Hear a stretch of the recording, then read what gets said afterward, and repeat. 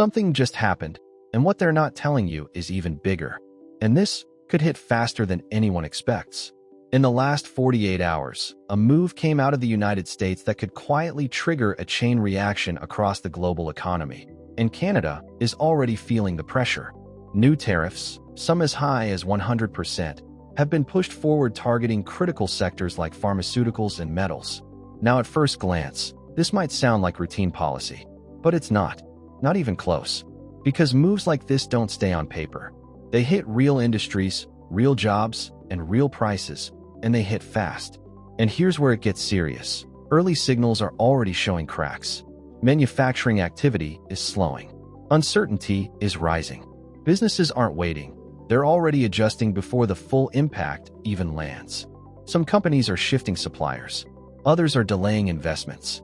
And some are quietly preparing for something much bigger. But wait, because that's still not the real story. The real story is what this move is designed to do. This isn't just about tariffs, it's about control. At the same time, the US is tightening access routes, including efforts to block indirect entry points for foreign products like Chinese electric vehicles coming through Canada. And that creates a pressure point. And pressure points change behavior fast. Companies start moving supply chains. Investors start shifting money. Governments start making decisions they weren't planning to make this early. And when decisions happen under pressure, mistakes happen too.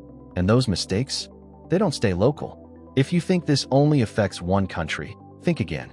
Because when supply chains get disrupted at this level, the impact spreads. Prices adjust, availability changes, and suddenly, decisions made in one place start showing up in completely different markets. And by the time most people notice, it's already happening. So the real question is, who saw this coming, and who's already falling behind? Now here's where things start moving even faster. Because Canada isn't just reacting. It's being pushed into a corner where every decision carries risk.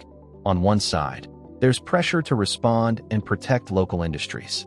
On the other, there's the risk of escalating tensions with its largest trading partner. And that's not a simple choice. Because the moment retaliation begins, everything changes. This stops being a policy shift and turns into something much bigger, a full-scale economic standoff. And behind the scenes, this is where the real tension builds. Markets don't wait. Investors don't wait. They move early, and they move fast. Capital shifts. Supply chains adjust. Businesses start preparing for outcomes that haven't even been announced yet. And here's the part no one is talking about. Once this kind of pressure starts, it doesn't stop easily. Some sectors might see short-term gains, but others? They could face long-term instability that's much harder to recover from. And now, it's no longer just about Canada, because other countries are watching very closely. Australia, parts of Europe, major global players. Everyone is analyzing what this means for their own economies. And history shows something very clear. When tariffs reach this level, they don't stay limited. They expand. Today it's pharmaceuticals and metals. But what comes next? Technology? Energy? Agriculture? Any of these sectors could be next. And if that happens, the scale changes completely. What started as a targeted move turns into a global shift.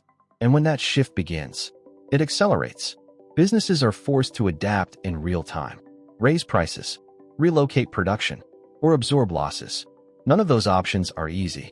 And for everyday people, the impact doesn't show up as headlines. It shows up quietly. Higher prices, fewer choices, delayed supply, and by the time it becomes obvious, it's already too late to avoid it. So while this may look controlled right now, the bigger picture is still unfolding. And if this continues to build, we may be looking at the early stages of something much larger. A global realignment in trade. One that could move faster than most people expect.